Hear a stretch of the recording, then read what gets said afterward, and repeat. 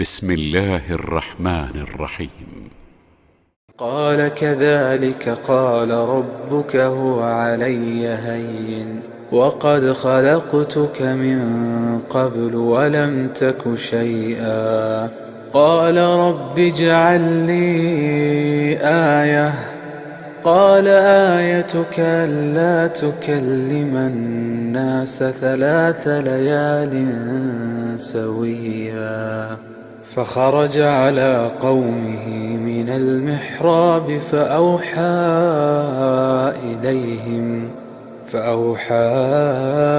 إليهم أن سبحوا بكرة وعشيا. അസ്സലാമു അലൈക്കും വറഹ്മത്തുള്ളാഹി വബറകാതുഹു. ഖുർആൻ പദം 967 ദിവസത്തിലേക്ക് എല്ലാവരെയും ഹാർദമായി സ്വാഗതം ചെയ്യുന്നു. സൂറത്ത് മറിയമിലെ 9 മുതൽ 11 വരെയുള്ള ആയത്തുകളാണ് ഇന്ന് പഠനവിധേയമാക്കുന്നത്. ക്ലാസ് ആരംഭിക്കുന്നതിനായി ആദരണീയനായ ഡോക്ടർ എ വിലായത്തുള്ള സാഹിബിനെ ക്ഷണിക്കുന്നു. അസ്സലാമു അലൈക്കും വറഹ്മത്തുള്ളാഹി വബറകാതുഹു. അഊദു ബില്ലാഹി മിനശ് ശൈത്വാനിർ റജീം. ബിസ്മില്ലാഹിർ റഹ്മാനിർ റഹീം. ഖാല കദാലിക ഖാല റബ്ബുക ഹുവ അലയ്യ ഹയ്യിനുൻ വഖദ് ഖലഖ്തുക മിൻ ഖബ്ൽ വലം തകു ശൈഅ ഖാല റബ്ബി ഇജ്അൽ ലീ ആയ قال آيتك ألا تكلم الناس 3 ليال سويا فخرج على قومه من المحراب فأوحى إليهم أن سبحوا بكرة وعشيا صدق الله العلي العظيم. സൂറത്ത് മറിയമിലെ 9 മുതൽ 11 വരെയുള്ള ആയത്തുകളാണ് നിങ്ങളെ കേൾപ്പിച്ചിട്ടുള്ളത്. സൂറത്ത് മറിയമിന്റെ തുടക്കത്തില് പ്രതിപാദിക്കുന്ന സക്കരിയ അലൈഹിസ്സലാമുമായി ബന്ധപ്പെട്ടുകൊണ്ടുള്ള സംഭവങ്ങളുടെ വിവരണമാണ് നാം പഠിച്ചുകൊണ്ടിരിക്കുന്നത്. സക്കരിയ അലൈഹിസ്സലാം തന്റെ വാർദ്ധക്യത്തിൽ വളരെ പതിഞ്ഞ സ്വരത്തിൽ അള്ളാഹുവിനോട് നടത്തിയ ഒരു പ്രാർത്ഥന, അദ്ദേഹം തന്റെ പിന്മുറക്കാരനായിട്ട് തന്റെ അനന്തരവനായി ഒരു പ്രവാചകൻ എന്നുള്ള നിലക്കും ബനൂ ഇസ്രായേൽ സമൂഹത്തിലെ അവരുടെ നേതൃപരമായ പദവിയിലുണ്ടായിരുന്ന ഒരാളെന്ന നിലക്കും തന്റെ ആ ദൗത്യം അത് തുടർന്ന് ഏറ്റെടുത്ത് നിർവഹിക്കാൻ യോഗ്യനായ ഒരു അനന്തരാവകാശി തനിക്ക് ഇല്ലാതെ പോയല്ലോ എന്ന വിഷമത്തിലായിരുന്നു സക്കരിയ അലൈഹിസ്സലാം. തനിക്ക് മക്കളുണ്ടായിരുന്നില്ല എന്നതും ബനൂ ഇസ്രായേൽ സമൂഹത്തിനെ സത്യമാർഗത്തിലൂടെ നയിക്കാൻ യോഗ്യനായ ഒരാളും തന്നെ തന്റെ പിന്മുറക്കാരുടെ കൂട്ടത്തില് അതിനുള്ള ധാർമ്മികവും ആത്മീയവും ഒക്കെയായ അർഹതയുള്ള യോഗ്യതയുള്ള ഒരാളും തന്നെ ഇല്ല എന്നതിന്റെ വിഷമത്തിലായിരുന്നു അദ്ദേഹം. അള്ളാഹുവിനോട് പ്രാർത്ഥിക്കുന്നതില് അദ്ദേഹത്തിന് യാതൊരു പരാജയവും ഉണ്ടായിട്ടില്ല. അള്ളാഹുവിനോട് നിരന്തരം പ്രാർത്ഥിച്ചുകൊണ്ടിരുന്നതിന്റെ പേരിൽ അദ്ദേഹത്തിന് നിരാശപ്പെടേണ്ടി വന്നിട്ടുമില്ല. എന്നാൽ ഇപ്പോ അദ്ദേഹം വാർദ്ധക്യാവസ്ഥയിലാണ്. അദ്ദേഹത്തിന്റെ അസ്ഥികൾ ദുർബലമായിരിക്കുന്നു. ശിരസ് നര കാരണം ഇളക്കമുള്ളതായി മാറിയിട്ടുണ്ട്. അദ്ദേഹത്തിന്റെ പത്നി വന്ധ്യയാണ്. ഇതൊക്കെയാണ് അവസ്ഥ. ഈ അവസ്ഥയിലാണ് സക്കരിയ അലൈഹിസ്സലാം റബ്ബിനോട് ചോദിക്കുന്നത്, ഹബ്ലി മിൻ ലദുൻക വലിയ, എന്റെ നാഥ, നിന്റെ അടുക്കൽ നിന്നുള്ള ഔദാര്യമായിട്ട് എനിക്ക് നീ ഒരു പിന്തുടർച്ചക്കാരനെ, ഒരു പിൻഗാമിയെ, ഒരു അനന്തരവനെ, ഒരു പുത്രനെ നൽകണമേ എന്നാണ് അദ്ദേഹം പ്രാർത്ഥിച്ചത്.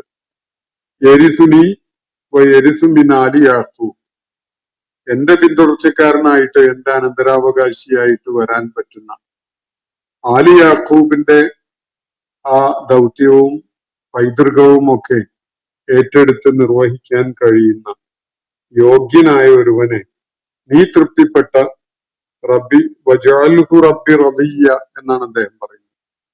നീ തൃപ്തിപ്പെട്ട, നിന്റെ തൃപ്തി നേടാൻ കഴിഞ്ഞ റദിയായ ഒരുവനെ നീ എനിക്ക് പിന്തുടർച്ചക്കാരനായിട്ട് തരണമേ എന്നാണ് അള്ളാഹുവിനോട് അദ്ദേഹം ഏറെ പതിഞ്ഞ സ്വരത്തില് ഹൃദയവായ്പോടുകൂടി അങ്ങേയറ്റത്തെ ആത്മാർത്ഥതയോടെയും ഒക്കെ പ്രാർത്ഥിക്കുകയുണ്ടായിരുന്നു. ഈ പ്രാർത്ഥനയ്ക്ക് അദ്ദേഹത്തിന് പ്രേരണയായ ഒരു പശ്ചാത്തലം ഞാൻ കഴിഞ്ഞ ദിവസം വിവരിക്കുകയുണ്ടായി. അദ്ദേഹത്തിന്റെ ചുമതലയിലായിരുന്നു ബൈത്തുൽ മഖ്ദിസില് അവിടെ പ്രത്യേകം തയ്യാറാക്കപ്പെട്ട മിഹ്റാബിലായി മറിയം റളിയല്ലാഹു അൻഹ കഴിഞ്ഞിരുന്നത്. അദ്ദേഹത്തിന്റെ പത്നിയുടെ സഹോദരിയായിരുന്നു മറിയം റളിയല്ലാഹു അൻഹ.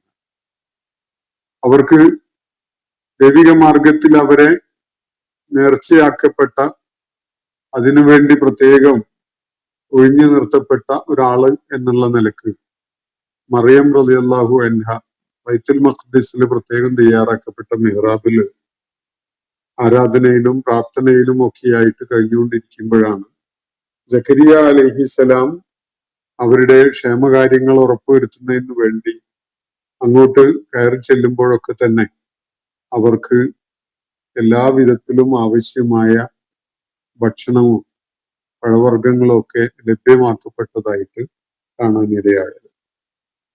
ചോദിക്കുമ്പോ എവിടുന്ന് കിട്ടി എന്ന് ചോദിക്കുമ്പോ എന്റെ റബ്ബ് എനിക്ക് ഒരുക്കി തന്നതാണ് എന്നാണ് അവർ പറയാറുണ്ടായിരുന്നത്. സക്കരിയ അലൈഹിസ്ലാമിന് ഏറെ കൗതുകമുണ്ടായ ഒരു കാഴ്ചയും അനുഭവമായിരുന്നു അത്.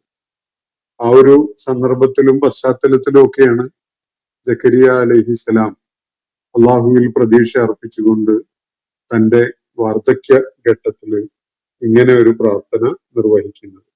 അതിനുള്ള മറുപടിയാണ് കഴിഞ്ഞ ദിവസം നമ്മൾ വായിച്ച ഭാഗത്ത് അള്ളാഹു നൽകുകയുണ്ടായത്. യാ സക്കരിയ ഇന്നാ നുബശ്ശിറുക ബിഗുലാമിൻ ഇസ്മുഹു യഹ്യ. സക്കരിയ, യഹിയ എന്ന പേരിൽ താങ്കൾക്ക് ഒരു പുത്രനെ നൽകുന്നുവെന്ന് നാം ഇതാ സന്തോഷ വാർത്ത നൽകുന്നു. അദ്ദേഹത്തിന് ലം നജഅൽ ലഹു മിൻ ഖബ്ലു സമീയ, അദ്ദേഹത്തിന്റെ ആ പേരിൽ മറ്റൊരാളും നേരത്തെ ഉണ്ടായിട്ടില്ല, മറ്റൊരാളെയും നാം ആ പേര് ഇതിനു മുമ്പ് വിളിക്കുകയുണ്ടായിട്ടില്ല. ഇതാണ് അള്ളാഹു അറിയിച്ച സന്തോഷ വാർത്ത. അപ്പോ സക്കരിയ അലൈഹിസ്സലാമിന് വല്ലാത്ത അത്ഭുതവും അവിശ്വാസവും ഒക്കെ ആയിരുന്നു ആ സംഭവം. അദ്ദേഹം ഇങ്ങനെയാണ് പ്രതികരിച്ചത്. റബ്ബി അന്നാ യകൂനു ലീ ഗുലാമുൻ, എന്റെ റബ്ബെ എനിക്ക് എങ്ങനെയാണ് ഒരു പുത്രൻ ഉണ്ടാവുക? വകാനത് ഇംറഅതി ആഖിറ, എന്റെ പത്നിയാണെങ്കിൽ വന്ധ്യയാണ് താൻ, ഞാൻ വാർദ്ധക്യത്തിലാണ്, എല്ലുകൾ പോലും ദുർബലമായിരിക്കുന്നു, ശിരസ് നര കാരണം തിളങ്ങിക്കൊണ്ടിരിക്കുന്നുണ്ട്. ഈ ഒരു അവസ്ഥയില് വഖദ് ബലഗത്തു മിനൽ കിബ്രി അതിയ്യ, വാർദ്ധക്യത്തിന്റെ ആ അങ്ങേയറ്റത്തെ അവശതകളിലേക്ക് ഞാൻ എത്തിയിരിക്കുകയാണ്. അങ്ങനെ ഒരു ഘട്ടത്തിൽ എനിക്ക് എങ്ങനെയാണ് ഒരു പുത്രൻ ഉണ്ടാകാൻ പോകുന്നത് എന്നാണ് അദ്ദേഹം നിറഞ്ഞ അവിശ്വാസത്തോടു കൂടി അക്കാര്യത്തില് പ്രതികരിക്കുന്നത്. അപ്പോ അള്ളാഹു അതിന് നൽകുന്ന മറുപടി ഒരുപക്ഷെ അള്ളാഹുവിന് വേണ്ടി മലക്കുകൾ നിർവഹിച്ചതാകുമോ. കാല അദ്ദേഹം അള്ളാഹു പറഞ്ഞു, കദാലിക ഖാല റബ്ബുക, ഇങ്ങനെയാണ് മറുപടി. കദാലിക, അതങ്ങനെ ഉണ്ടാകും, അത് അപ്രകാരം സംഭവിക്കും. അള്ളാഹു താങ്കൾക്ക് ഒരു സന്തോഷ വാർത്ത നൽകിയല്ലോ, ഒരു പുത്രൻ, യഹിയ എന്ന പേരിലുള്ള ഒരു പുത്രൻ ജനിക്കാൻ പോകുന്നു എന്ന സന്തോഷ വാർത്ത നൽകപ്പെട്ടുവല്ലോ, അത് അങ്ങനെ സംഭവിക്കും. അള്ളാഹുവിന്റെ ആജ്ഞ, അള്ളാഹുവിന്റെ ഇച്ഛ നിറവേറ്റപ്പെടുക തന്നെ ചെയ്യും, അതങ്ങനെ സംഭവിക്കും. എങ്ങനെ എന്നുള്ളതല്ല പ്രസക്തമായത്, അത് സംഭവിച്ചിരിക്കും, അത് അള്ളാഹുവിന്റെ തീരുമാനമാണ്. കദാലിക, അപ്രകാരം അത് ആ പ്രകാരം സംഭവിക്കും. പറയപ്പെട്ട വിധത്തില് ഇവിടെ ഒരു മുന്നറിയിപ്പ് അല്ലെങ്കിൽ ഒരു നേരത്തെ നൽകപ്പെട്ട ഒരു അറിയിപ്പ് ഉണ്ടായ വിധത്തിൽ തന്നെ അത് സംഭവിക്കും. പാല റബ്ബുക, നിന്റെ നാഥൻ പറയുന്നത് ഇങ്ങനെയാണ്. മലക്കുകളാണ് ഇത് റിപ്പോർട്ട് ചെയ്യുന്നുണ്ടാവുക. അപ്പോ അവര് പറയുന്നത് നിന്റെ റബ്ബ് അതേക്കുറിച്ച് പറയുന്നത് ഇങ്ങനെയാണ്. ഹുവ അലയ്യ ഹയ്യിനുൻ, നമ്മെ സംബന്ധിച്ചിടത്തോളം, എന്നെ സംബന്ധിച്ചിടത്തോളം അത് വളരെ നിസ്സാരമാണ്. ഇതാണ് മറുപടിയായിട്ട് സക്കരിയ അലൈഹിസ്സലാം കേൾപ്പിക്കപ്പെടുന്നത്. ഹുവ അലയ്യ ഹയ്യിനുൻ, അത് അക്കാര്യം എന്റെ മേൽ വളരെ നിസ്സാരമായതാണ്. വഖദ് ഖലഖ്തുക മിൻ ഖബ്ൽ, നേരത്തെ ഇതിനു മുമ്പ് നാം നിന്നെ സൃഷ്ടിച്ചിട്ടുണ്ടല്ലോ.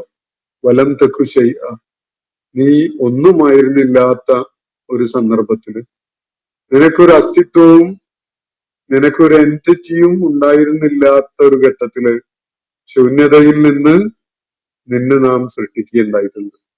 അതിനേക്കാൾ വലുതല്ലല്ലോ ഈ പറയുന്ന കാര്യം. സക്കരിയാക്ക് ഒരു പുത്രൻ ഉണ്ടാവുക എന്നത് ഈ വാർദ്ധക്യ ഘട്ടത്തിലാണെങ്കിലും പത്നി വന്ധ്യയാണെങ്കിലും അത് അള്ളാഹു പറയുന്നത് ഹുവ അലയ്യ ഹയ്യിനുൻ, നമ്മെ സംബന്ധിച്ചിടത്തോളം അത് വളരെ വളരെ വളരെ നിസ്സാരമായ ഒരു കാര്യമാണ്. ഇതിനു മുമ്പ് ഒന്നുമായിരുന്നില്ലാത്ത ഘട്ടത്തിൽ നിന്നെ നാം സൃഷ്ടിച്ചതാണല്ലോ എന്നാണ് അള്ളാഹു അതിനുള്ള പിൻബലമായിട്ട് നൽകുന്ന ന്യായം. സക്കരിയ അലൈഹിസ്സലാം ഭൂമുഖത്ത് ഉണ്ടായിരുന്നില്ലാത്ത കാലത്ത്, അദ്ദേഹത്തിന് ഒരു അസ്തിത്വം തന്നെ ഉണ്ടായിരുന്നില്ലാത്ത കാലത്ത് അദ്ദേഹത്തെ സൃഷ്ടിക്കാൻ അള്ളാഹുവിന് ഒരു പ്രയാസവും ഉണ്ടായിരുന്നില്ല. ഇപ്പോ സക്കരിയ അലൈഹിസ്സലാമിന്റെ പത്നിയുടെ ഉദരത്തില് അദ്ദേഹത്തിൻ്റെതായ ഒരു കുഞ്ഞ് രൂപപ്പെട്ടു വരിക, ആ കുഞ്ഞിന് ആ വാർദ്ധക്യകാലത്ത് അവര് ജന്മം നൽകുക, പ്രസവിക്കുക, ഇങ്ങനെയൊക്കെ സംഭവിക്കുന്നത് ചില നിമിത്തങ്ങളൊക്കെ ഇവിടെ കാഴ്ചയിലുണ്ടല്ലോ. സക്കരിയ അലൈഹി ഇസ്ലാം ജീവിച്ചിരിപ്പുണ്ട്, അവരുടെ പത്നി പ്രായം കൂടിയ അവസ്ഥയിലാണെങ്കിലും ജീവിച്ചിരിപ്പുണ്ട്. ഈ ഒരു അവസ്ഥയിൽ അവർക്ക് ഒരു പുത്രനായിട്ട് യഹ്യ അലൈഹിസ്സലാം ജനിക്കുന്നു എന്നത്, ഒന്നുമില്ലാതിരുന്ന അവസ്ഥയിൽ സക്കരിയ അലൈഹിസ്സലാമിന് ഒരു ഉണ്മയുണ്ടായി എന്നതിനേക്കാൾ കൗതുകകരമായ കാര്യമല്ല. ഒന്നും ഉണ്ടായിരുന്നില്ലാത്ത അവസ്ഥയിൽ താങ്കളെ സൃഷ്ടിച്ചവനാണല്ലോ അള്ളാഹു. അതിനേക്കാൾ നിസ്സാരമായതാണ് അള്ളാഹുവിനെ സംബന്ധിച്ചിടത്തോളം ഇപ്പോ സക്കരിയ അലൈഹി ഇസ്ലാമിന് ഇങ്ങനെ ഒരു പുത്രൻ ഉണ്ടാവുക എന്നത്. അപ്പോ സക്കരിയ അലൈഹി ഇസ്ലാമിനെ സംബന്ധിച്ചിടത്തോളം ഇത് വളരെ വളരെ അവിശ്വസനീയമായിട്ടാണ് അനുഭവപ്പെടുന്നത്. ആ അവിശ്വസനീയത നിറഞ്ഞു നിൽക്കുന്ന വിധത്തിലാണ് അദ്ദേഹത്തിന്റെ പ്രതികരണം. തുടർന്ന് അദ്ദേഹം പറയുന്നത് ഇങ്ങനെയാണ്. അള്ളാഹു പറഞ്ഞല്ലോ, എനിക്കത് വളരെ നിസ്സാരമാണ്. നേരത്തെ ഒന്നുമല്ലാതിരുന്ന അവസ്ഥയിൽ നിന്ന് നിനക്ക് അവൻ ഉണ്മ നൽകിയിട്ടുണ്ട്. അത് വെച്ച് നോക്കുമ്പോ ഇത് അതിനേക്കാൾ നിസ്സാരമായ ഒരു കാര്യമാണല്ലോ എന്ന വിധത്തിലാണ് അള്ളാഹു അതെ പരാമർശിക്കുന്നത് അതേക്കുറിച്ച്. അങ്ങനെ ആ ഘട്ടത്തില് സക്കരിയ അലൈഹി ഇസ്ലാം ചോദിക്കുന്നത് ഇങ്ങനെയാണ്, റബ്ബി ജഅലി ആയ. അങ്ങനെയാണെങ്കിൽ കാല, അദ്ദേഹം ഇങ്ങനെ പറഞ്ഞു, ഇങ്ങനെ ആവശ്യപ്പെട്ടു, റബ്ബി, എന്റെ നാഥ, ഇജഅലി ആയ, എനിക്കൊരു പുത്രൻ ജനിക്കാൻ പോകുന്നു എന്നതിനുള്ള ഒരടയാളപ്പെടുത്തലായിട്ട് വല്ല ദൃഷ്ടാന്തവും വല്ല ലക്ഷണവും എനിക്ക് നീ നിശ്ചയിച്ചു തരണമേ എന്നാണ് സക്കരിയ അലൈഹിസ്സലാം ആവശ്യപ്പെടുന്നത്. എനിക്കൊരു പുത്രൻ ജനിക്കാൻ പോകുന്നു, അതിപ്പോ ഞാൻ എങ്ങനെയാണ് അറിയുക? പുത്രൻ ജനിക്കുന്നത് വരെ കാത്തു നിൽക്കേണ്ടതുണ്ടോ? അതല്ല, ആ ദൈവിക വാഗ്ദാനം പുലരാൻ പോകുന്നു എന്നതിനുള്ള വല്ല സൂചനയുമായിട്ട് വല്ല അടയാളവും ലക്ഷണവും കാണിക്കപ്പെടുമോ?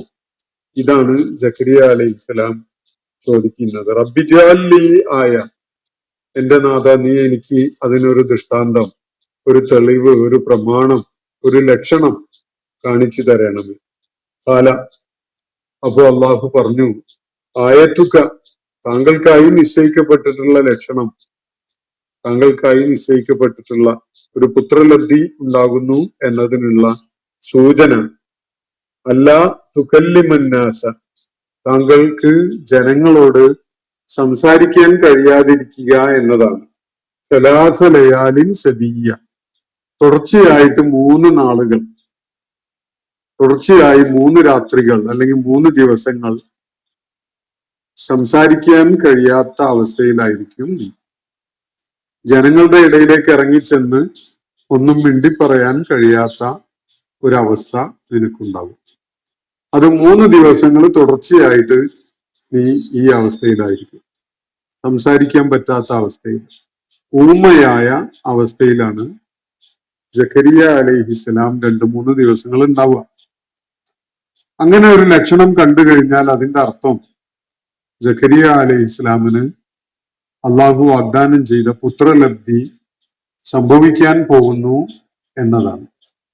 അത് മനസ്സിലാക്കാൻ ജക്കരിയ അലൈഹിസ്സലാമിനും ആ ലക്ഷണം കാണിക്കപ്പെടുന്നതിന്റെ അടിസ്ഥാനത്തില് അദ്ദേഹത്തിന്റെ ചുറ്റുപാടും ഉണ്ടായിരുന്ന ആളുകൾക്കും ബോധ്യപ്പെടാനുള്ള ദൈവിക ദൃഷ്ടാന്തമായിട്ടാണ് ഈ 2-3 ദിവസം അദ്ദേഹത്തിന് സംസാരിക്കാൻ കഴിയാത്ത അവസ്ഥയുണ്ടാകുന്നു എന്ന്.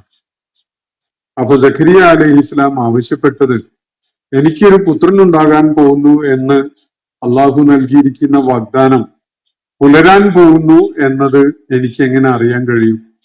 അതിന്റെ വല്ല അടയാളവും വല്ല ലക്ഷണവും എനിക്ക് കാണിച്ചു തരാമോ എന്നതാണ് ചോദ്യം.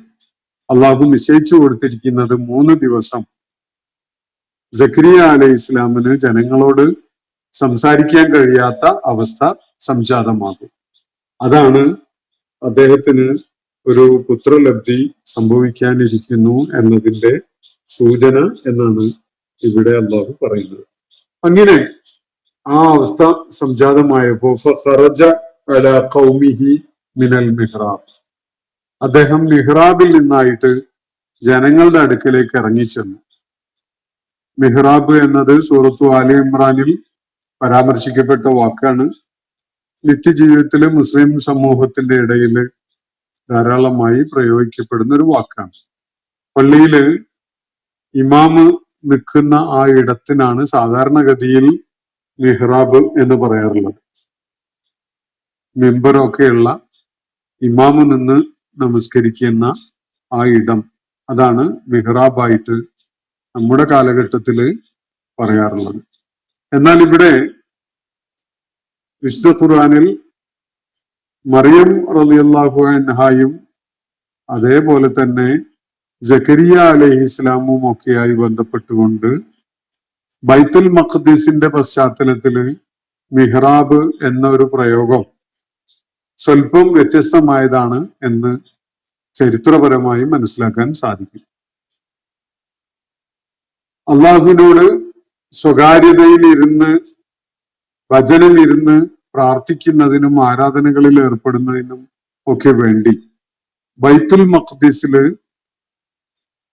പ്രത്യേകമായി ഒരുക്കപ്പെട്ടിരുന്ന ചില ആരാധനാ മണ്ഡലങ്ങൾ, ആരാധനാ മണ്ഡപങ്ങൾ നിർമ്മിക്കപ്പെട്ടതായിട്ടുണ്ടായിരുന്നു.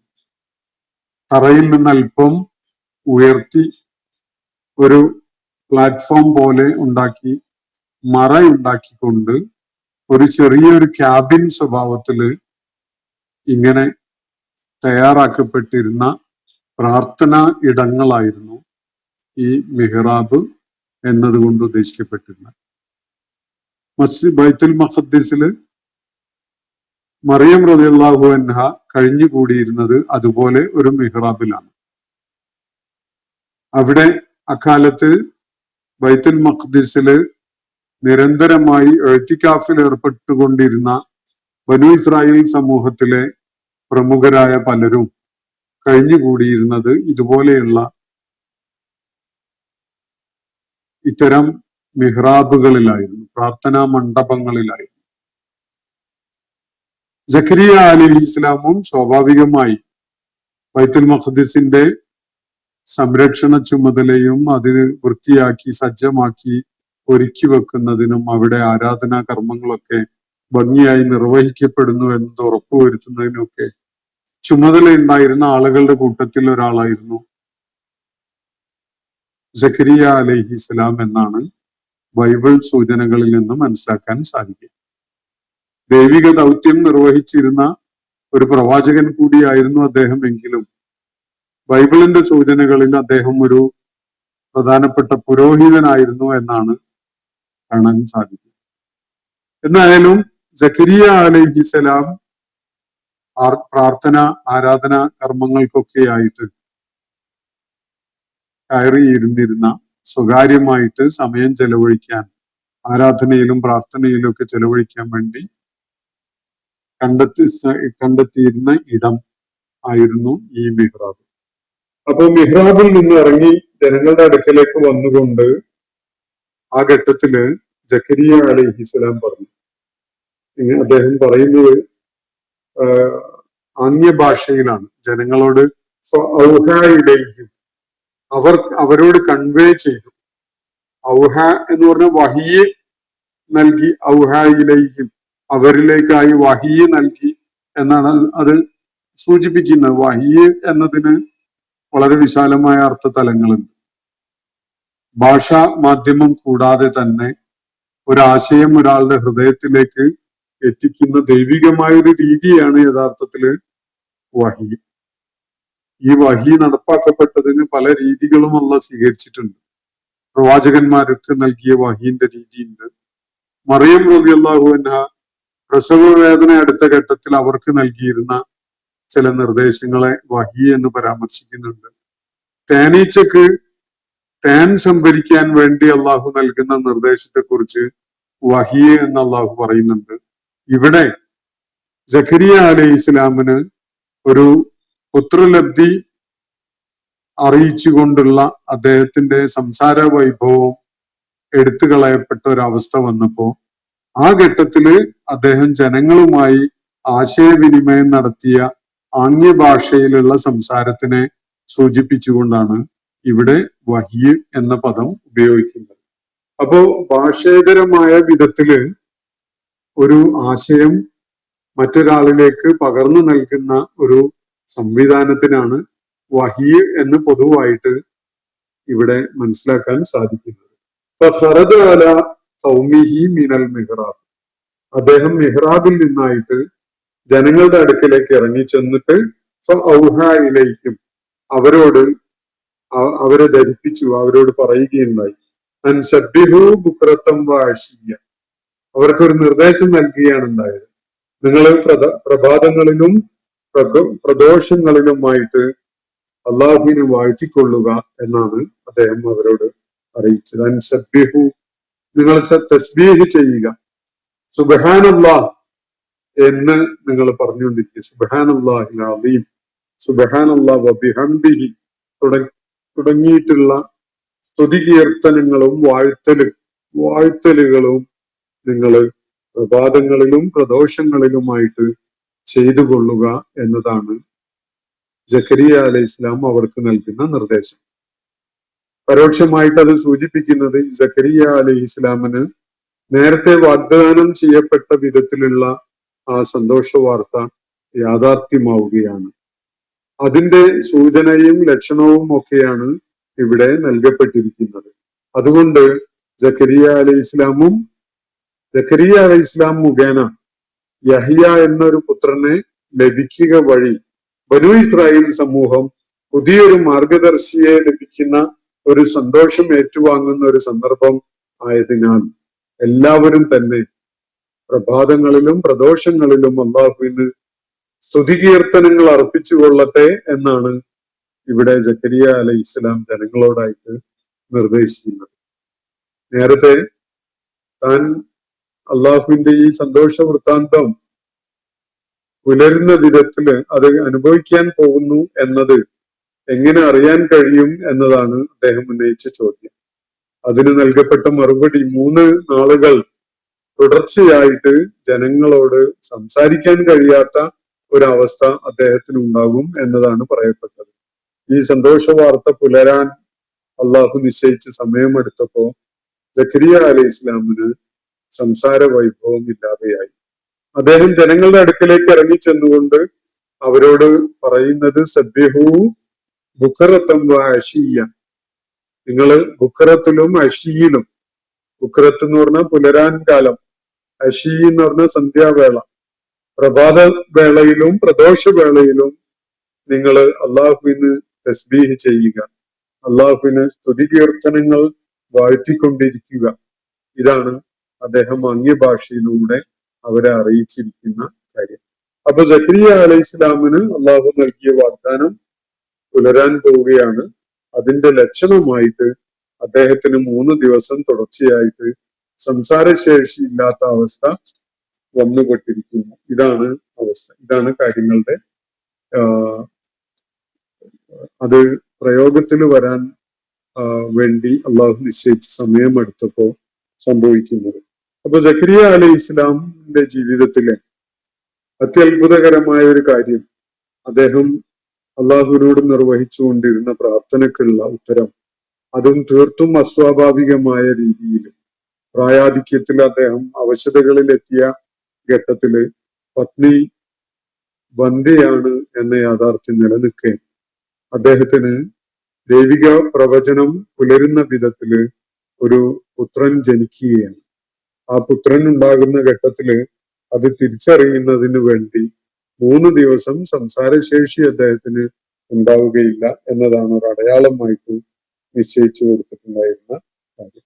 അപ്പോ ഈ ശ്രദ്ധേയമായ ഒരു കാര്യം, ഈ സംഭവം നമ്മള് ബൈബിളിന്റെ ലൂക്കോസിന്റെ സുവിശേഷത്തില് വിവരിച്ചത് കാണാൻ കഴിയും. സക്കരിയ അലൈഹി ഇസ്ലാമിനെ അവിടെ ഇസ്രായേലി സമൂഹത്തിലെ ഒരു പുരോഹിതനായിട്ടാണ് പരിചയപ്പെടുത്തുന്നത്. ഹെറഡോസ് രാജാവിന്റെ, യഹൂദ സമൂഹത്തിലെ ഹെറഡോസ് ചക്രവർത്തി അധികാരം വാണിരുന്ന കാലത്ത് സക്കരിയ എന്ന പുരോഹിതൻ അദ്ദേഹത്തിന്റെ പത്നി എലിസബത്തിന് ഒരു പുത്രനുണ്ടാകും. അവര് എലിസബത്ത് ബാരനായ, പ്രസവിക്കാൻ കഴിയാത്ത സ്ത്രീയായിരുന്നു. അവർക്ക് ആ അവസ്ഥയിൽ തന്നെ ഒരു പുത്രൻ ഉണ്ടാകാൻ പോകുന്നു എന്ന സന്തോഷ വാർത്ത ദൈവികമായി അറിയിക്കപ്പെട്ടു. ആ ഘട്ടത്തില് പക്ഷെ സക്കരിയ അലൈഹി ഇസ്ലാം അത് വിശ്വസിക്കാൻ കൂട്ടാക്കിയേ ഇല്ല എന്നാണ് ബൈബിൾ ഈ ലൂക്കോസ് സുവിശേഷത്തില് കാണാൻ സാധിക്കും. അപ്പൊ അദ്ദേഹത്തിന് ഈ ദൈവികമായ പ്രവചനം വിശ്വസിക്കാൻ അദ്ദേഹം കൂട്ടാക്കാതെ ഇരുന്നതിനാലാണ് അദ്ദേഹം ഈ കുഞ്ഞ് ജനിക്കുന്നത് വരെ മിണ്ടാൻ കഴിയാത്തവനായി പോയി എന്നാണ് ലൂക്കോസിൽ പറയുന്നത്. അതൊരു ശിക്ഷയായിട്ടാണ് അതിന്റെ സൂചന. ഈ സന്തോഷ വാർത്ത അറിയിക്കപ്പെട്ടപ്പോ സക്കരിയ അലൈഹി ഇസ്ലാം അത് വിശ്വസിക്കാൻ കൂട്ടാക്കിയില്ല. അതിനാൽ അദ്ദേഹത്തിന് ഒരു ശിക്ഷ എന്നുള്ള നിലക്ക് ഈ കുഞ്ഞ് പിറവിയെടുക്കുന്നത് വരെ അദ്ദേഹത്തിന് മിണ്ടാൻ കഴിയാത്ത അവസ്ഥയായി എന്ന വിധത്തിലാണ് ലൂക്കോസിലെ വിവരണം. എന്നാൽ ഖുർആൻ അതിനെ തിരുത്തിക്കൊണ്ടാണ് പറയുന്നത്. സക്കരിയ അലൈഹി ഇസ്ലാമിന് അതിൽ അവിശ്വസനീയതൊക്കെ ഉണ്ടായിരുന്നെങ്കിലും അള്ളാഹു നൽകിയ ഒരു വാഗ്ദാനം പുലരും എന്നത് തന്നെയാണ് അദ്ദേഹത്തിന്റെ ബോധ്യം. അത് അദ്ദേഹത്തിന് വളരെ ആശ്ചര്യകരമായി തോന്നി എന്നേ ഉള്ളൂ. എന്തായാലും അദ്ദേഹം ആവശ്യപ്പെട്ട പ്രകാരം അത് തിരിച്ചറിയാനുള്ള ഒരു അടയാളം എന്നുള്ള നിലക്കാണ് 3 ദിവസം അദ്ദേഹം സംസാരം സാധിക്കാത്ത ഒരാളായിട്ട് ജീവിക്കേണ്ടി വരുന്നു എന്നത്. അതൊരു ശിക്ഷയൊന്നും ആയിട്ടല്ല ഖുർആൻ പറയുന്നത്. അത് അദ്ദേഹത്തിനുള്ള ഒരു ആയത്തായിട്ടാണ്, ഒരു ദൃഷ്ടാന്തമായിട്ടാണ്, ഇങ്ങനെ ഒന്ന് സംഭവിക്കാൻ പോകുന്നു എന്നതിന്റെ ലക്ഷണമായിട്ട് അദ്ദേഹത്തിന് കാണിക്കപ്പെട്ട ഒരു സംഗതി മാത്രമാണ് അത് ഖുർആന്റെ വിവരണത്തില്. ഏതായാലും ഈ സക്കരിയ അലൈഹി ഇസ്ലാമിന് എലിസബത്ത് എന്ന പത്നിയിലൂടെ ഉണ്ടാവുന്ന ആ സന്താനം, ആ മകൻ യോഹനാൻ അഥവാ ജോൺ ദ ബാപ്റ്റിസ്റ്റ് എന്ന പേരിലാണ് അദ്ദേഹത്തെ ബൈബിളിലെ ഈ ലൂക്കോസ് സുവിശേഷം വിവരിക്കുന്നത്. John the Baptist. വേറൊരു നിലക്ക് പറഞ്ഞാൽ മലയാളത്തിന്റെ പശ്ചാത്തലത്തില് ജോൺ സ്നാപക യോഹന്നാൻ എന്നാണ് അദ്ദേഹത്തെ പറയാറുള്ളത്. ജോൺ ദ ബാപ്റ്റിസ്റ്റിനെ സ്നാപക യോഹന്നാൻ എന്നാണ് പറയാറുള്ളത്. അപ്പോ യേശുവിന്റെ തിരുപ്പിറവി അറിയിക്കാൻ വേണ്ടി വരുന്ന ഒരു ദൂതനായിട്ടാണ് ബൈബിൾ അദ്ദേഹത്തെ പരിചയപ്പെടുത്തുന്നത്. അപ്പോ യഥാർത്ഥത്തിൽ അദ്ദേഹത്തിന്റെ ദൗത്യം എന്നത് ബനു ഇസ്രായേൽ സമൂഹത്തിലെ അധാർമികത വിഭാടനം ചെയ്ത് ആ സമൂഹത്തെ സത്യമാർഗത്തിലേക്ക്, ധർമ്മമാർഗത്തിലേക്ക് തിരികെ കൊണ്ടുപോവുക എന്നതും ഈസ അലൈഹി ഇസ്ലാം നിർവഹിക്കാൻ പോകുന്ന വളരെ സുപ്രധാനമായ ദൗത്യം ഏറ്റുവാങ്ങുന്ന, അതിന് പിന്തുണ നൽകുന്നവരായിട്ട് അവരെ സജ്ജരാക്കുന്നതിന് വേണ്ട ഒരു ഗ്രൗണ്ട് വർക്ക് ചെയ്യലാണ്. ബനു ഇസ്രായേൽ സമൂഹത്തിലേക്ക് നിരന്തരം പ്രവാചകന്മാരെ അയച്ചുകൊണ്ട് ഇരുന്നിട്ടുണ്ട്.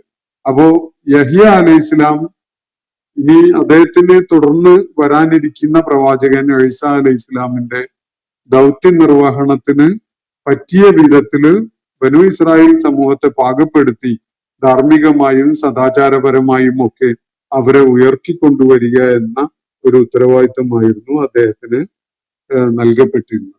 അങ്ങനെ അവരെ കഴുകി ശുദ്ധിയാക്കുന്ന, അവരെ ആത്മീയമായി ധാർമ്മികമായി ഒക്കെ ശുദ്ധീകരിച്ചെടുക്കുന്ന ഒരു ഒരു ഒരു ഒരു ദൈവിക ദൗത്യമാണ് അദ്ദേഹം നിർവഹിക്കുന്നത്. ആ നിലക്കാണ് അദ്ദേഹം ജോൺ ദ ബാപ്റ്റിസ്റ്റ് എന്ന പേരിൽ അറിയപ്പെടേണ്ടിയിരുന്നതും എന്നാണ് മനസ്സിലാക്കാൻ സാധിക്കുന്നത്. എന്തായാലും ഈസ അലൈഹി ഇസ്ലാമിന്റെ ജനനത്തിന് അല്പം മുമ്പായിട്ടാണ് ഈ സംഭവങ്ങളൊക്കെ അരങ്ങേറുന്നത്. ഇതിനെ തുടർന്ന് ജക്കരിയ അലൈഹി ഇസ്ലാമിന്റെ ആ കൗതുകവും അതിനു മുമ്പായിട്ട് അദ്ദേഹം നടത്തിയ പ്രാർത്ഥനയും, പ്രാർത്ഥനയ്ക്ക് അള്ളാഹു നൽകിയ ജവാബും, ആ ജവാബ് അദ്ദേഹത്തിൽ ഉണ്ടാക്കിയ കൗതുകവും ഒക്കെ ഇവിടെ വളരെ സവിസ്തരം വിവരിക്കപ്പെടുകയുണ്ടായിട്ടുണ്ട്. ഇതിനെ തുടർന്ന് യഹ്യ അലൈഹി ഇസ്ലാം ഒരു യാഥാർത്ഥ്യമായി വന്ന ആ സന്ദർഭത്തിൽ ഉണ്ടായ ചില കാര്യങ്ങളാണ് തുടർന്നുള്ള ആയത്തുകളിൽ വിവരിക്കപ്പെടുന്നതായിട്ട് നമുക്ക് കാണാൻ സാധിക്കുക.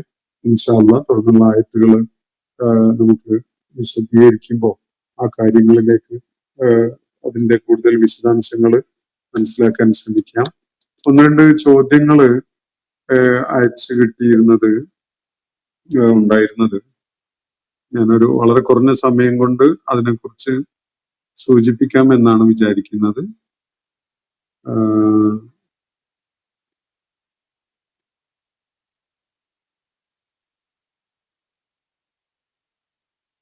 കേൾക്കാമോ?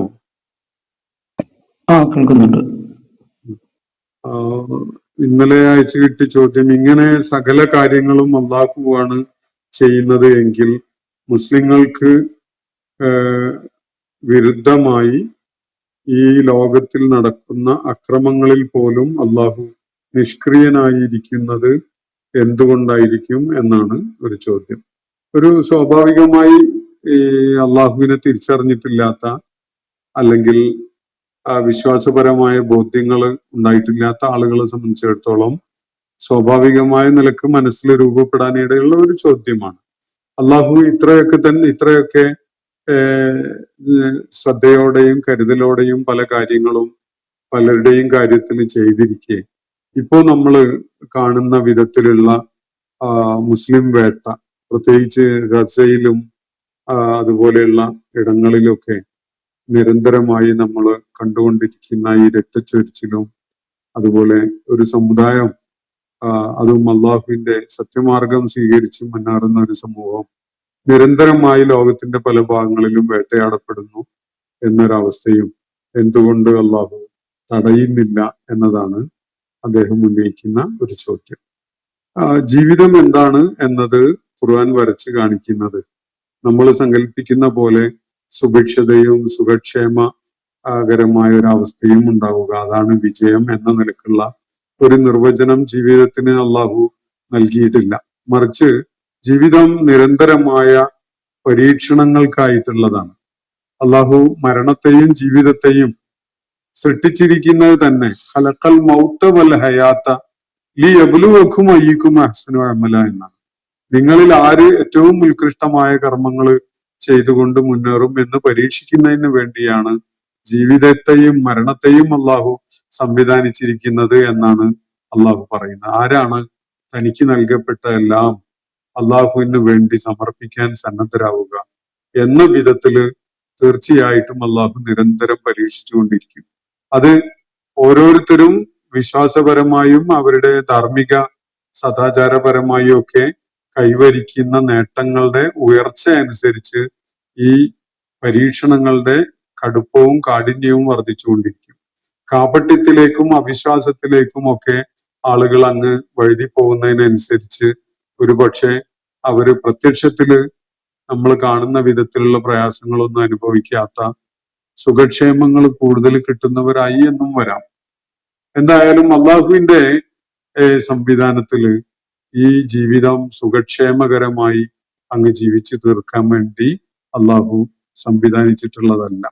മറിച്ച് ജീവിതം എന്ന അവസ്ഥയും മരണം എന്ന അവസ്ഥയും അവയ്ക്കിടയിലുള്ള അസംഖ്യം പ്രതിസന്ധികളും പ്രയാസങ്ങളും ഒക്കെ തന്നെ ഓരോരുത്തരുടെയും വിശ്വാസപരമായ ധാർഢ്യതയെ ബോധ്യപ്പെടുത്താനും തെളിയിക്കാനുമുള്ള അവസരങ്ങളായിട്ടാണ് അള്ളാഹു സംവിധാനിച്ചിട്ടുള്ളത് എന്നതാണ് ഖുർആൻ മുന്നോട്ട് വെക്കുന്ന ജീവിത ദർശനം. അതുകൊണ്ട് തന്നെ നമ്മളുടെയൊക്കെ മനസ്സിലുണ്ടാവാനിടയുള്ള ഇതിൽ പരീക്ഷണങ്ങൾക്ക് പല തലങ്ങളും അടങ്ങിയിട്ടുണ്ട്. ഈ ആളുകൾക്ക് സഹനം അവലംബിക്കാൻ സാധിക്കുമോ? ഈ സഹനം ഇത്രയും ആഴത്തില് സഹനം അവലംബിക്കേണ്ടി വന്നിട്ടും ഈ ആളുകള് അള്ളാഹുവിന്റെ മാർഗം കൈവെടിയാതെ നിലക്കൊള്ളുമോ? ഈ ആളുകൾ വലിയ പ്രയാസങ്ങളിലും ദുരിതത്തിലും അകപ്പെട്ട അവസ്ഥയില് അവരെ പിന്തുണക്കാനും സഹായിക്കാനും താരതമ്യേന ആശ്വാസമുള്ള അവസ്ഥയിൽ കഴിയുന്നവര് സന്നദ്ധരാകുമോ? അവരും ഇവരോടൊപ്പം വന്നു ചേരുമോ? ഇങ്ങനെ തുടങ്ങിയിട്ടുള്ള പല കാര്യങ്ങളും അള്ളാഹു പരീക്ഷിച്ചറിയുന്നുണ്ട്. പരീക്ഷണത്തിൽ അകപ്പെട്ടവർക്ക് മാത്രമല്ല, പ്രത്യക്ഷത്തിൽ ദുരിതങ്ങൾ ഏറ്റുവാങ്ങേണ്ടി വരുന്നവർക്ക് മാത്രമല്ല, അത് നോക്കി നിൽക്കുന്ന കാഴ്ചക്കാരായി നിൽക്കുന്നവർക്ക് കൂടിയുള്ള ഒരു പരീക്ഷണമാണത് എന്നതാണ് വസ്തുത. ഖുർആന്റെ വിവരണത്തിൽ നിന്ന് മനസ്സിലാക്കാൻ സാധിക്കുന്നത് അതാണ്.